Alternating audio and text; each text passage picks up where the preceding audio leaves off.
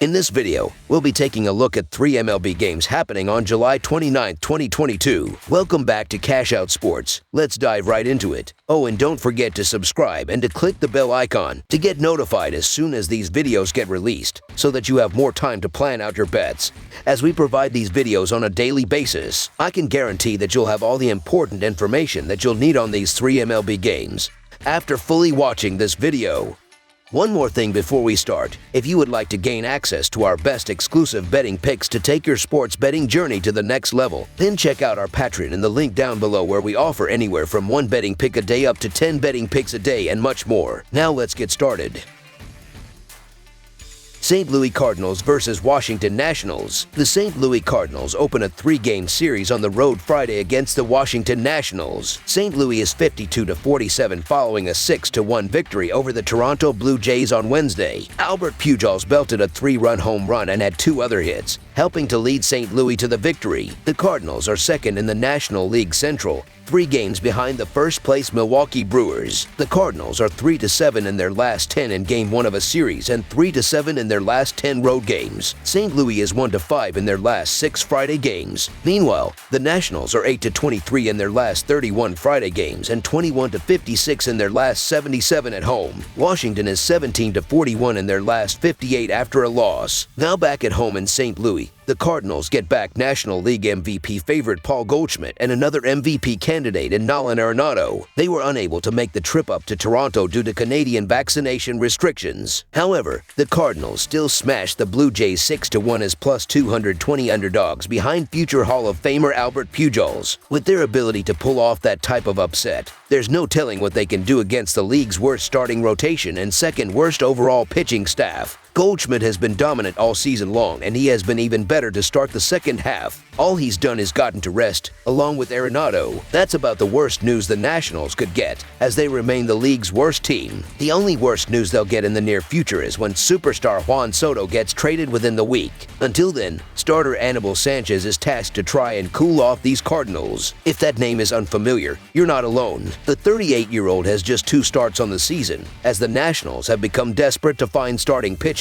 He just lost his last start to Goldschmidt's former team, the Diamondbacks, after losing his first one to the Braves. Even if Sanchez gets off to some miraculous start, the Nationals have the league's 6th worst bullpen coming in behind him. Regardless, a good start for Sanchez is highly unlikely against a Cardinals lineup that is top 10 in both OPS and runs scored. St. Louis starter Miles Mikolas may not be an ace himself, but he should be getting plenty of run support. Mikolas is coming off a rough outing versus the Reds, where he gave up 6 earned on 7 hits and 2 walks. That said, in his prior pair of starts, Mikolas posted just 2 earned in 14.1 innings on 9 hits and 1 walk. If Mikolas can manage a bounce-back outing in this one, the Cardinals should be fine. After the upset in Toronto and what shapes up to be a great weekend series, the Cardinals have an opportunity to gain ground on the Brewers in the National League Central, so the St. Louis Cardinals to win and cover the spread as favorites is our full game side pick. The Cardinals are scoring the 9th most runs per game, and they have the 9th highest overall team batting average. They also perform much better at the plate when they are facing a right-handed pitcher. Luckily, Anibal Sanchez is a righty, and he has struggled all season. He has a 6.3 ERI and a 1.4 WHIP. St. Louis will continue to cause chaos throughout this game.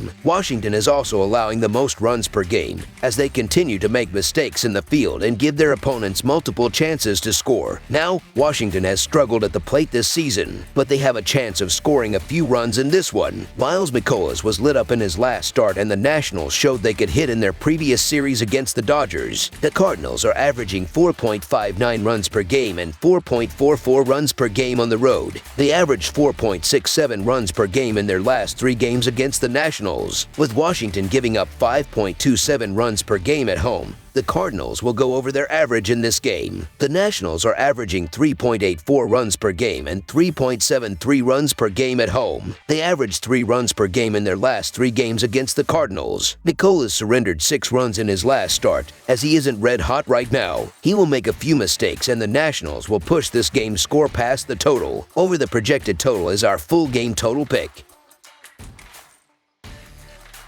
Detroit Tigers versus Toronto Blue Jays. Detroit will try to bounce back from a series-opening loss to Toronto when the teams square off again on Friday night. The Tigers took 2 out of 3 against San Diego earlier this week, but they came up short in Thursday's 5-3 final. Toronto has won 8 of its last 9 games, going 5-1 since the All-Star break. Detroit is 17-35 in their last 52 road games and 2-5 in their last 7 games against a team with a winning record, while the over is 6-0-1 in their last 7 games following a loss. Toronto is 8-1 in their last 9 games overall and 5-1 in their last 6 home games, while the over is 24-6 in their last 30 games following a win. I get the reasoning for wanting to back a big underdog, but the reality here is that the Blue Jays are the better team that's finding ways to win right now, while the Tiers are likely just counting down the days and hoping for more luck in 2023. Alek Manoah's been on a historic pace in his home starts in his brief tenure for the Jays so far, in terms of ER and win percentage at home, and I think he adds to those numbers with a win over the hapless Tigers, who still struggle to hit righties in a big way. I simply have no interest in fading Toronto the way that it is playing right now, so the Toronto Blue Jays to win and cover the spread as favorites is our full game side pick.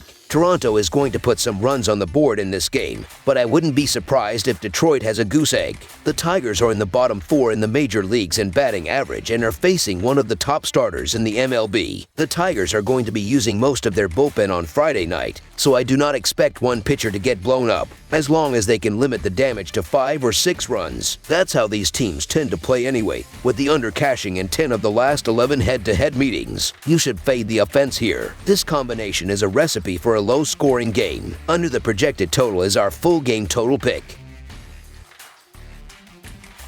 Kansas City Royals versus New York Yankees. The Kansas City Royals play the second of 4 games in the Big Apple on Friday at Yankee Stadium against the New York Yankees. Kansas City was defeated by the Los Angeles Angels 4-0 on Wednesday. Kansas City has been held scoreless in each of its last 2 games while giving up a total of 10 runs. Kansas City traded away its leading hitter on Wednesday, Andrew Benintendi, to the New York Yankees in exchange for 3 pitching prospects in the minor leagues. Kansas City is last in the American League Central at 39-59 and 13 games behind front-running Minnesota. Kansas City has 5 pitchers on its injury list, as well as position players Adalberto Mondesi, Edward Olivares, Salvador Perez, Michael Taylor, and Bobby Witt Jr. The New York Yankees are going through a slight skid, as the leaders of the American League East have lost each other last 2 to crosstown rival the New York Mets after falling 3-2 on Wednesday. The Yankees also lost Tuesday's game with the Mets 6-3. However, Yankees fans should not get too alarmed, as the Yankees are 66-33 and have an 11.5 game lead over the second-place Toronto Blue Jays. New York has 6 pitchers on its injury list, as well as position players Ben Rortvedt and Giancarlo Stanton.